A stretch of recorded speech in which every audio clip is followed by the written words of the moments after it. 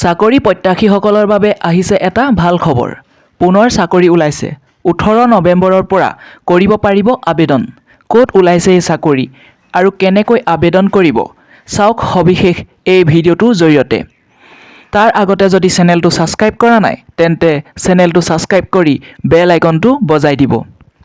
অসম ৰাজ্যিক গ্ৰামীণ জীৱিকা অভিযানৰ বিভিন্ন শাখাত পদ খালী হৈছে। মুঠ 734টা পদ খালী হৈছে। ASRLMৰ ৱেবছাইটত সবিশেষ জানিব পাৰিব। আবেদনৰ তাৰিখ 18 নৱেম্বৰ অৰ্থাৎ অহা কাইলৈৰ পৰা আবেদন কৰিব পাৰিব। 8 অক্টোবৰ আবেদনৰ অন্তিম তাৰিখ। চাকৰি প্ৰত্যাশীসকলৰ বাবে ই এটা ভাল খবৰ। অসম ৰাজ্যিক গ্ৰামীণ জীৱিকা অভিযানৰ প্ৰায় 734টা পদ খালী হৈছে। অহা কাইলৈৰ পৰা আবেদন কৰিব পাৰিব। 8 অক্টোবৰ আবেদনৰ অন্তিম তাৰিখ।